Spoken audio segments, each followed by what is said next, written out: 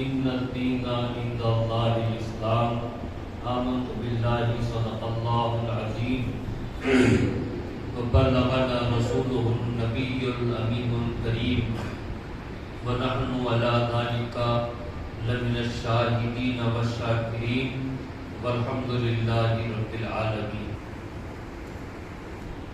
حضرات گرامی، قابل احترام بزرگوں، قابل قدر نوجوان ساتھیوں،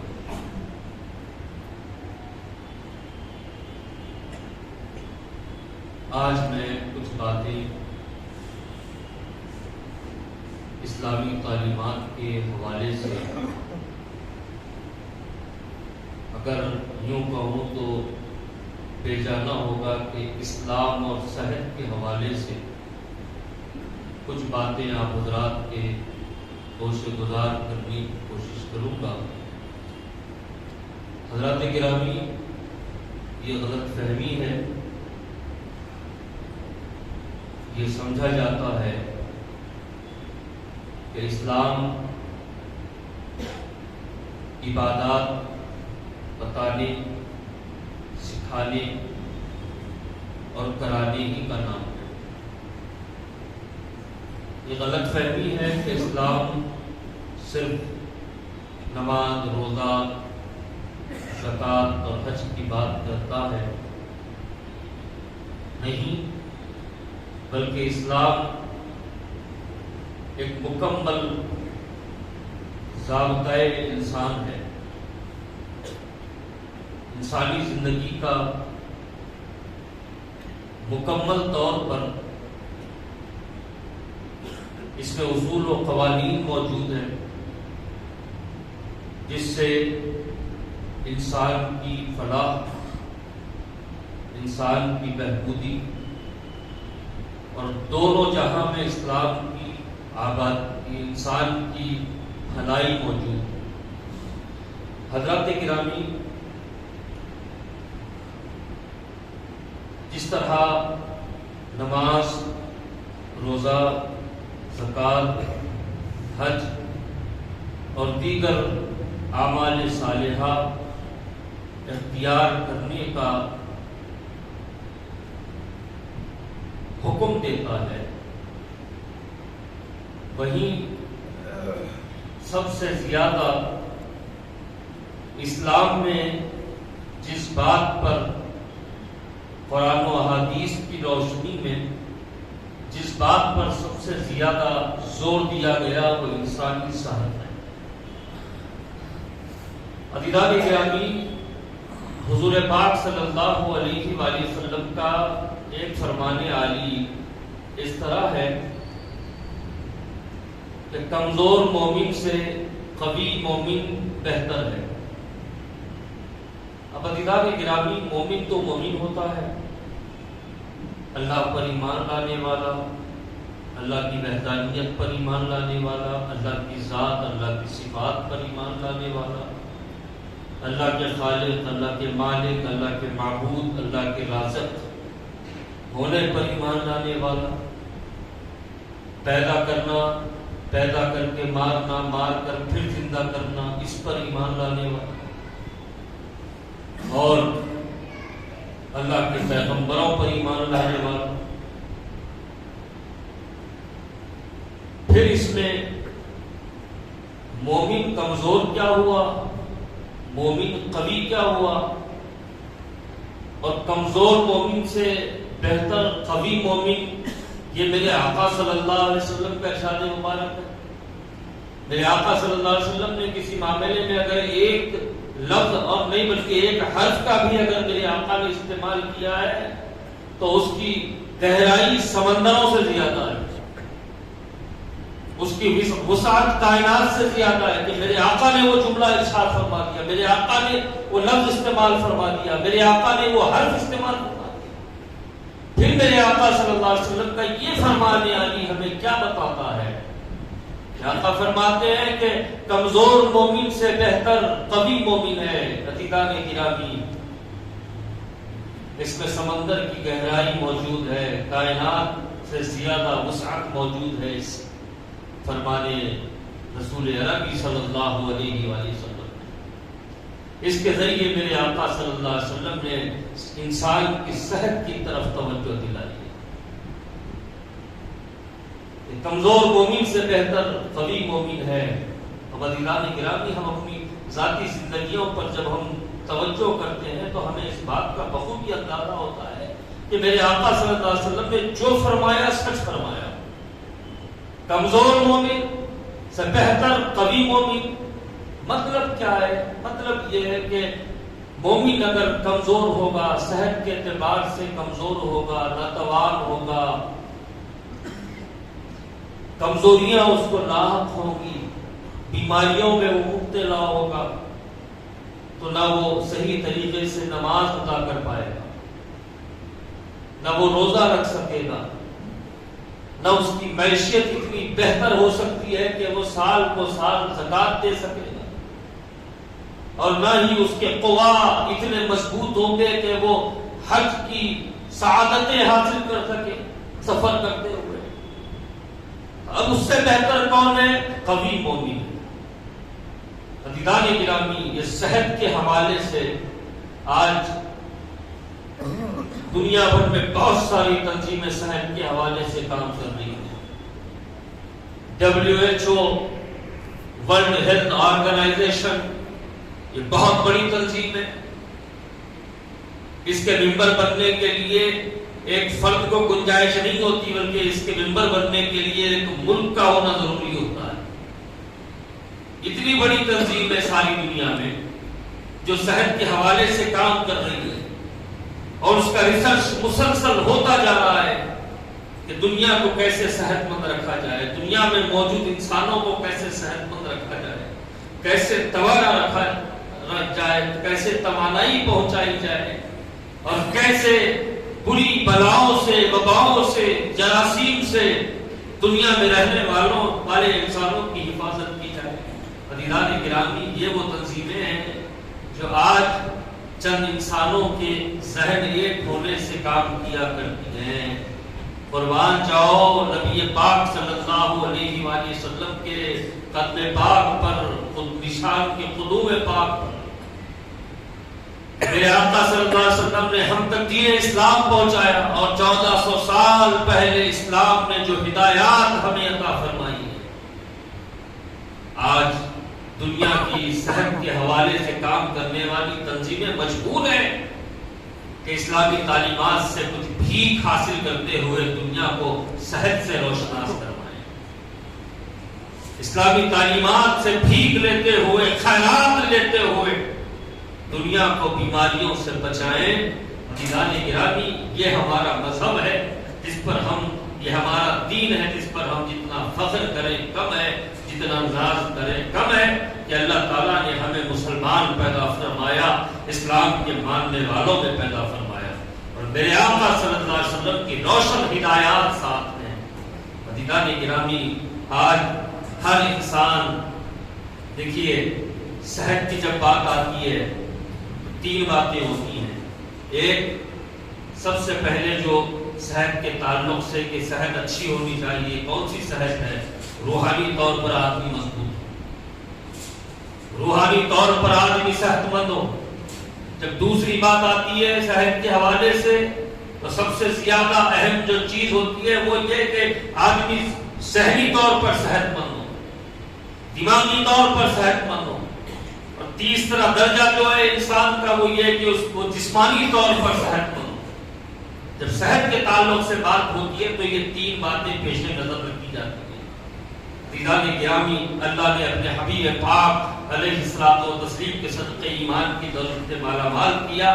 جس کے پاس ایمان ہے، جو ایمان کی دولت سے مالا مال ہے، اسی کی صحت تندرست ہے، وہی صحت روحانی اعتبار سے، ایمانی اعتبار سے اسے صحت مند کہا جا سکتا ہے۔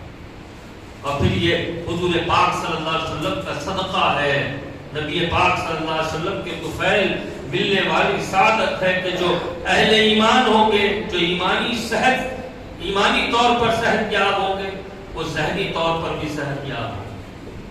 کیونکہ عزیزان گرامی، ذہنی طور پر بیمار ہونا یا ذہنی طور پر صحت مند ہونا دو وجہ سے ہوتا ہے کہ جب آدمی مایوس نہیں ہوتا ہے تو ذہنی طور پر وہ صحت مند ہوتا ہے، اور انسان جہاں مایوس ہوتا ہے وہاں ذہنی طور پر وہ بیمار ہو جاتا ہے، ڈپریشن کا شکار ہو جاتا ہے، اسے آگے کوئی راستہ نظر نہیں آتا، بس ہر طرف اسے اندھیرا ہی اندھیرا نظر آتا ہے۔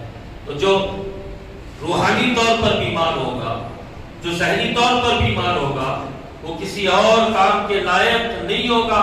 یہی وجہ ہے عزیزان گرامی، کوئی بھی چیز ایسے دماغی طور پر بیمار لوگوں کو کوئی بھی چیز زندہ نہیں رکھ سکتی۔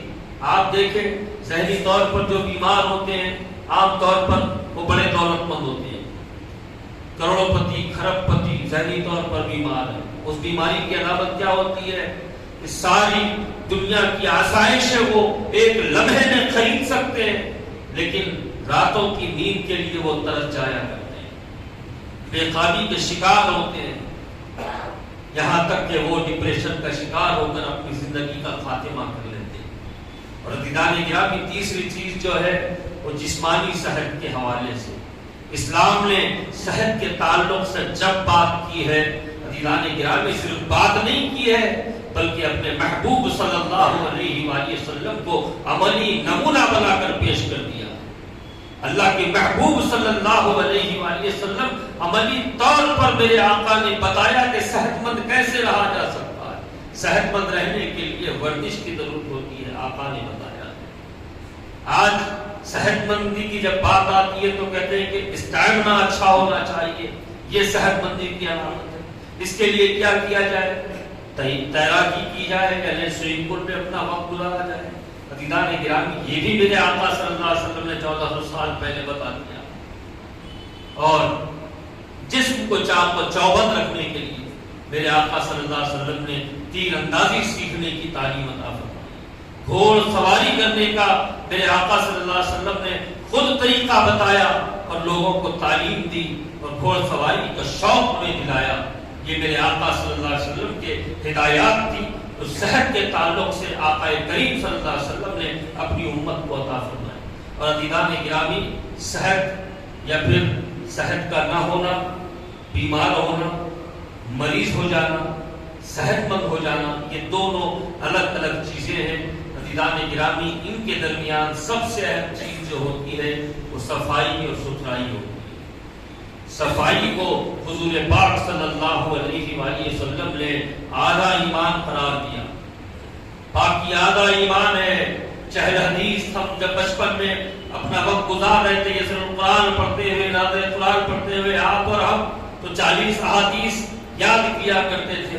ان میں ایک یہ ہے کہ باقی آدھا ایمان ہے جو ہماری زبانوں پر جاری ہوا کرتی ہے۔ عزیزان گرامی کیا میرے آقا صلی اللہ علیہ وسلم کا یہ فرمان ہمارے لیے کافی نہیں ہے کہ آقا نے فرمایا باقی آدھا ایمان ہے؟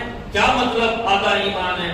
آدھا ایمان اس لیے میرے آقا صلی اللہ علیہ وسلم نے باقی کو قرار دیا کہ باقی کی بنیاد پر ہی ساری کی ساری، چاہے وہ روحانی صحت ہو یا ذہنی صحت ہو یا جسمانی صحت ہو، یہ تینوں چیزیں اسی پر منحصر ہو جاتی ہیں کہ آدمی کا ماحول صاف ستھرا رہے۔ عزیزان گرامی آج 200 سے زائد ممالک ایسے ہیں جو کورونا کی پہلی لہر، کورونا کی دوسری لہر، اب کورونا کی تیسری لہر جھیلنے کے لیے مختلف انداز میں تیاریاں کر رہی ہیں۔ عزیزان گرامی اس کے لیے سب سے کامن چیز جو ساری دنیا میں اعلان کر دی گئی کہ اپنے چہرے کو، اپنی ناک کو ڈھانپ کر رکھا کرو، ماسک لگا کر رکھا کرو۔ اب عزیزان گرامی آج یہ ٹھوکریں کھا کھا کر، مار کھا کھا کر، تکلیفیں جھیل کر یہ نتیجہ دے رہے ہیں کہ اپنے چہرے اور اپنی ناکوں پر ماسک لگایا کرو، لیکن میرے آقا صلی اللہ علیہ وآلہ وسلم نے تو 1400 سال پہلے اس کی تعلیم فرمائی۔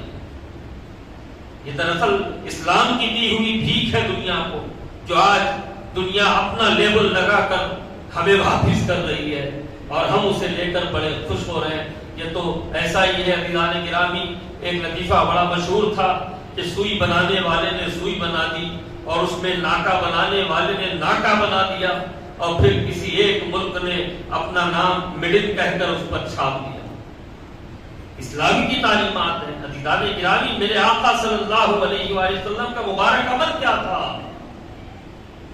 کہ جب بھی مدینہ پاک سے میرے آقا صلی اللہ علیہ وسلم کبھی سفر کے لیے روانہ ہوتے، اور جیسے ہی مدینہ پاک کی آبادی ختم ہوتی، میرے آقا صلی اللہ علیہ وآلہ وسلم کے مبارک منہ اور مبارک ناک پر میرے آقا اپنا کپڑا لپیٹ لیتے۔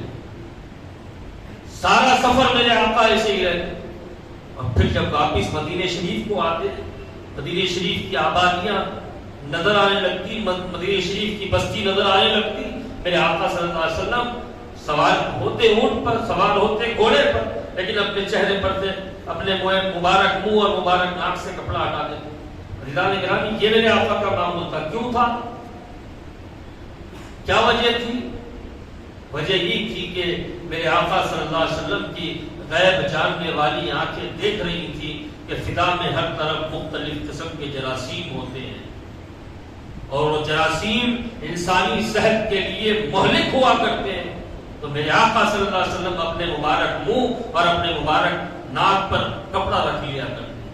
اب یہ بات بھی قابل غور ہے کہ جب میرے آقا صلی اللہ علیہ وسلم کو مدینہ شریف کی بستی نظر آتی تو میرے آقا صلی اللہ علیہ وسلم اپنے چہرے مبارک پر سے کپڑے کو ہٹا لیتے، سوار ہوتے سواری پر، اس کے پاؤں سے دھول تو اڑتی، لیکن میرے آقا کا یہ معاملہ دیکھ کر کسی نے پوچھ لیا، یا رسول اللہ، ہم آپ کو دیکھتے ہیں کہ آپ اتنی احتیاط برتتے ہیں کہ جب آپ مدینہ شریف سے باہر نکلتے ہیں تو اپنے مبارک منہ مبارک ناک پر کپڑا رکھ لیتے ہیں، اور لیکن جب واپس آپ جب مدینہ شریف کی طرف آتے ہیں، بستی میں بھی داخل نہیں ہوتے، صرف بستی نظر آنے لگتی ہے تو آپ اپنے چہرے پر سے رومال کو ہٹا لیتے ہیں۔ وجہ کیا ہے یا رسول اللہ؟ کہ یہاں گرد موجود نہیں ہے، کہ اس گرد میں جراثیم نہیں ہوتے؟ میرے آقا صلی اللہ علیہ وسلم نے فرمایا، نہیں، اللہ نے میرے شہر کی گرد میں بھی شفا رکھی ہوئی ہے۔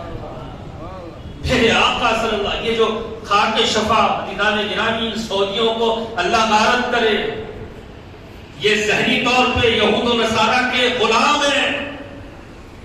انہوں نے خاک شفا والا جو علاقہ ہوا کرتا تھا، جہاں کی سفید سفید خوشبودار مٹی، جب حاجی جاتا اور وہ مدینہ الرسول میں اس کی حاضری ہوتی تو اپنے ساتھ وہ خاک شفا لے آتا اور اپنے احباب میں تقسیم کرتا، اور وہ احباب اور وہ خود تھوڑی مٹی اپنے لیے بچا کر رکھ لیتے۔ جب موت آتی تو اپنے گھر والوں کو وصیت کرتے کہ میرے سینے پر، میرے پیشانی پر اس خاک کو مل دینا، کیونکہ یہ خاک کوئی خاک نہیں بلکہ یہ خاک شفا ہے، میرے آقا کے شہر کی مٹی ہے۔ ان کم بختوں نے اس علاقے کو بند کر دیا، وہاں پر پارک بھی بنا دیا، پھر پارک بنائے تو جگہ میں جانے آنے تو نہیں، اس پہ جانے آنے کا پابندی لگائی۔ یہ کم بختوں کا یہی کام ہے۔ اور عزیزان گرامی، بہرحال ان کم بختوں کی بات کسی اور دن عرض کروں گا۔ عرض یہ کرنا ہے کہ 200 سے زائد ممالک اس وقت پریشان ہے، ساری انسانیت پریشان ہے، حیبت میں زندگی گزر رہی ہے، ڈپریشن میں زندگی گزر رہی ہے ہر کسی کے سامنے، کیونکہ پہلے لہر میں، دوسری لہر میں جس طرح لوگوں کی اموات کو ہماری آنکھوں نے دیکھا ہے، لوگوں کے جائیدادیں بکتی ہوئی ہم نے دیکھی ہیں، لوگوں کا سونا بکتا ہوا ہم نے دیکھا ہے، لوگوں کے گھروں کا سامان بکتا ہوا ہم نے دیکھا ہے۔ اب تیسری لہر آ رہی ہے، آ رہی ہے، آ رہی ہے، آ رہی ہے، حکومت کی مذاق پہ مذاق کر رہی ہے، ریلی پہ ریلی ہو رہی ہے، جلوس پہ جلوس نکل رہے ہیں، الیکشن کی تاریخوں کے اعلان بھی ہو رہے ہیں۔ یہ ان کو عوام سے کوئی مطلب نہیں ہے، رعایا سے ان کو کوئی مطلب نہیں ہے، ان کو اپنی حکومت عزیز ہے، ان کو اپنی کرسی عزیز ہے۔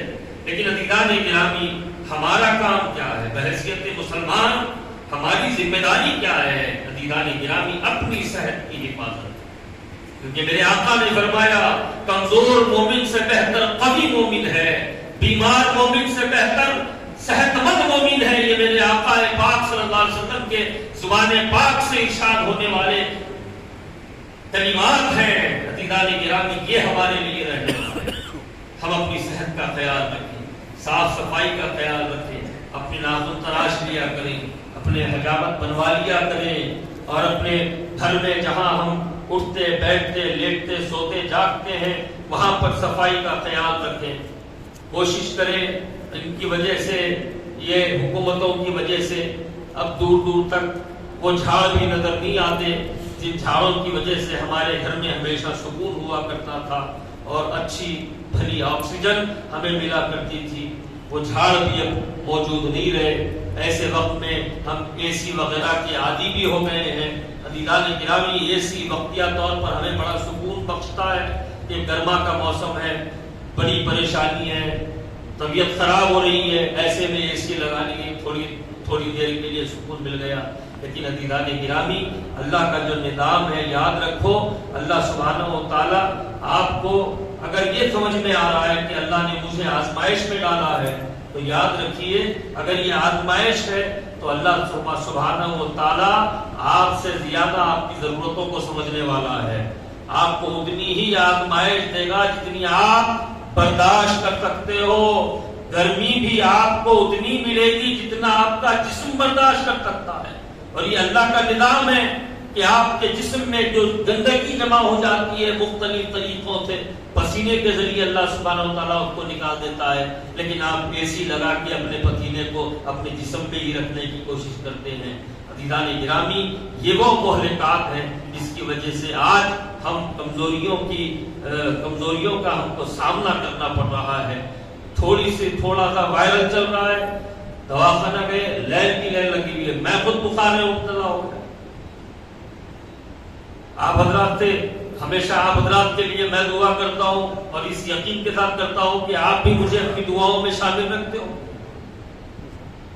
کیونکہ مومن ایک دوسرے کے لیے اگر کچھ کر سکتا ہے سب سے بہتر کام تو وہ ایک دوسرے کو دعا دے سکتا ہے۔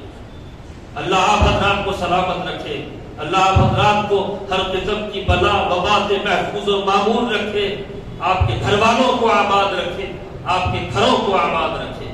عزیزان گرامی، آپ حضرات مجھے بھی اپنی دعاؤں میں شامل رکھیں، میرے گھر والوں کو بھی اپنی دعاؤں میں شامل رکھیں۔ سب سے زیادہ ہمیں اپنی صحت کا خیال رکھنا ہوگا، اور جہاں تک ماسک وغیرہ کا معاملہ ہے، میں دیکھ رہا ہوں کہ ٹھیک ہے مسجد میں آ گئے، ماسک کی ضرورت کیا ہے؟ ماسک یہ فیشن نہیں ہے دوستو۔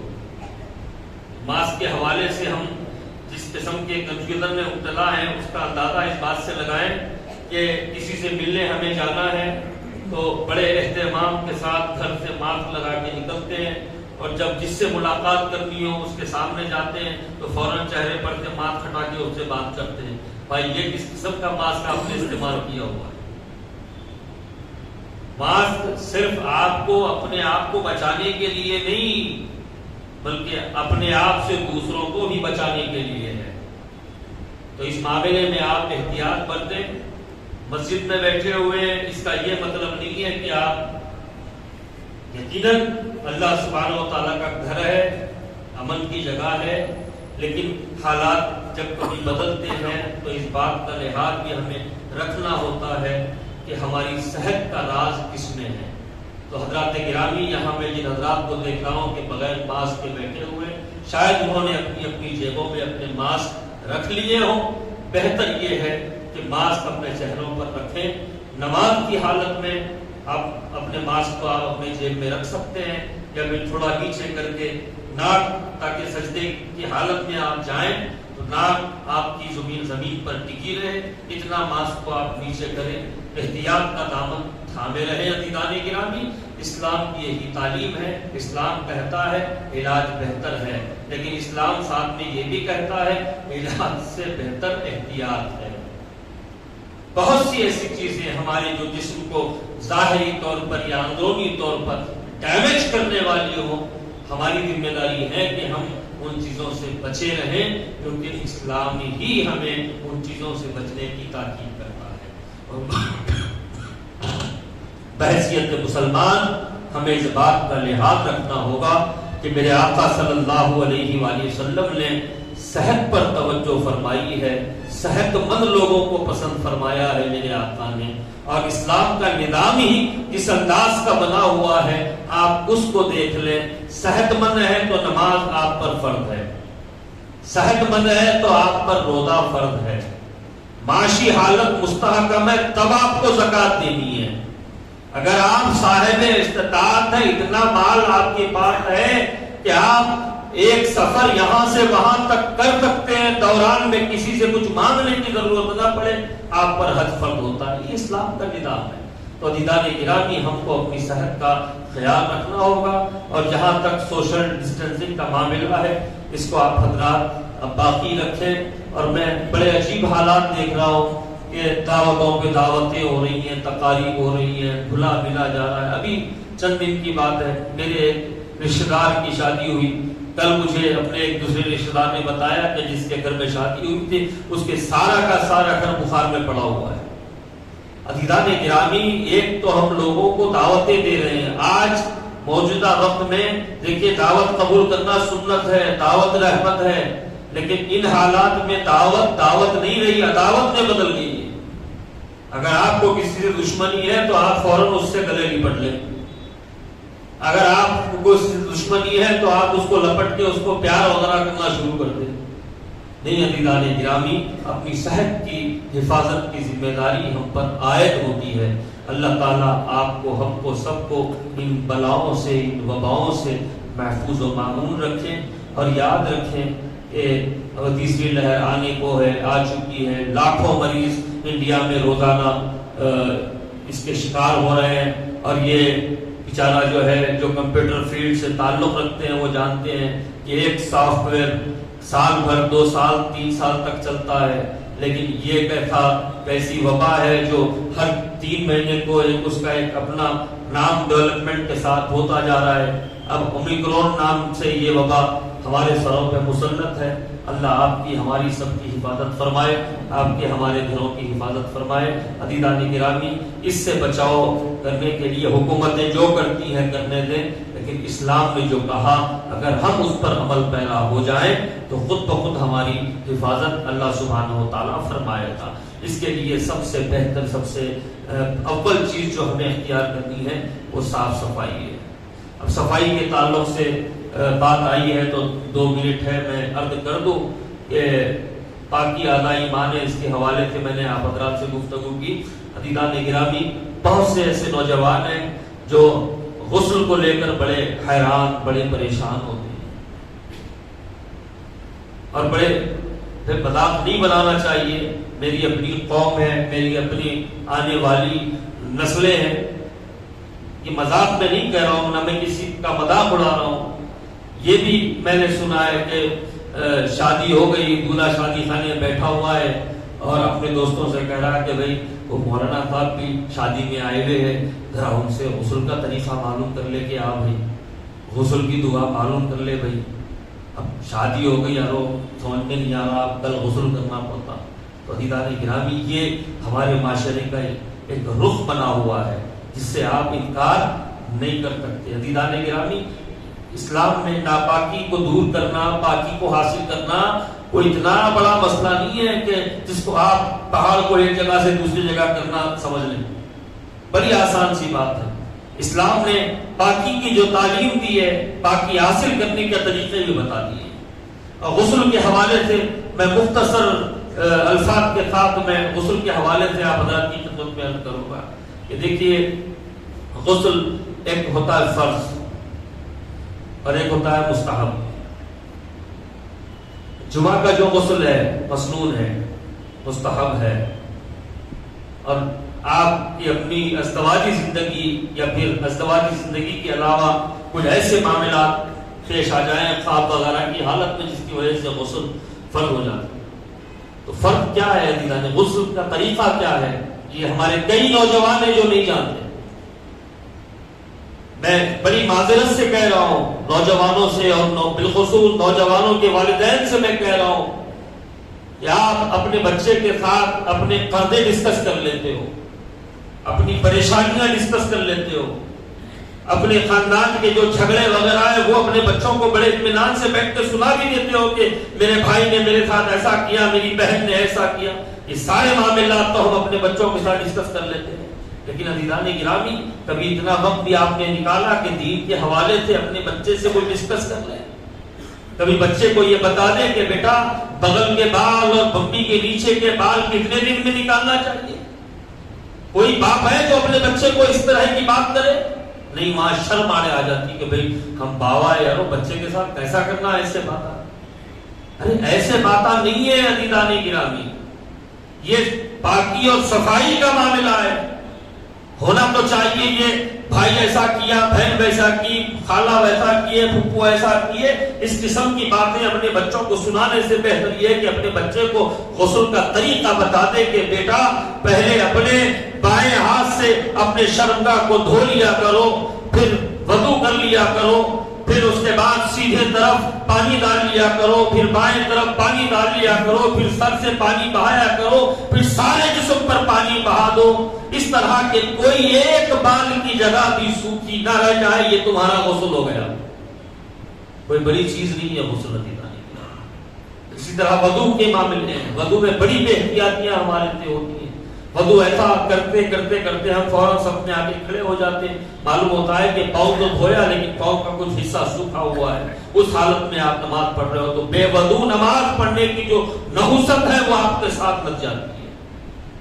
اگر غسل آپ کا صحیح نہیں ہو رہا ہے، اس انداز میں آپ غسل کر رہے ہو کہ جسم کا کوئی حصہ سوکھا رہ گیا، پانی وہاں نہیں پہنچا، اب آپ اس حالت میں آپ چونکہ ناپاک ہی رہے، اس حالت میں آپ نماز بھی پڑھ لے رہے ہو، آپ اس حالت میں قرآن بھی پڑھ لے رہے ہو. عزیزان گرامی، اسلام کو سیکھیے، مسلمان ہیں، دین کی احکام کو سیکھیے، دین کی تعلیمات کو سمجھیے اور دین پر عمل پیرا ہو جائیے. اور میں بالخصوص بزرگوں سے بڑے ادب کے ساتھ کہوں گا کہ وہ اپنے بچوں کو اپنے خاندانی جھگڑوں کے بجائے دین کی باتیں سمجھائیں، وضو کا طریقہ سکھائیں، غسل کا طریقہ سکھائیں، پاکی کا طریقہ سکھائیں، طہارت کا طریقہ سکھائیں. اللہ سبحانہ و تعالیٰ آپ پر ہم پر فضل فرمائے. اور یاد رکھیں عزیزو، اگر ہم صفائی اور ستھرائی اختیار کریں گے ایسی وبائیں دنیا میں آتی جاتی رہیں گی، ہمارا کچھ بگاڑ نہیں پائیں گے. اللہ تعالیٰ آپ کا ہمارا حافظ و حامی و ناصر ہے. اللہ تعالیٰ ہم کو آپ کو نیک اعمال کی توفیق عطا فرمائے. مولا تعالیٰ جتنے لوگ اس وبا سے بیمار ہیں مولا ان کو صحت کاملہ و عاجلہ عطا فرما، اور جو مختلف لوگ وائرل فیور کے شکار ہیں اور ہیبت زدہ ہیں مولا تعالیٰ ان کو صحت کاملہ و عاجلہ نصیب فرما، اور ان کے دلوں سے ہیبت اور یہ وحشت کو ان کے دلوں سے نکال باہر فرما. یا الہ العالمین، جو محفوظ ہیں مولا ان کو مزید حفظ و امان عطا فرما. جو بزرگ ہیں مولا ان کو ہمارے سروں پر سلامت رکھ. مولا جو بچے ہیں وہ ہمارے گھروں کی خوشیاں ہیں مولا ہماری خوشیوں کو قائم و دائم رکھ. وآخر دعوانا الحمدللہ رب العالمین.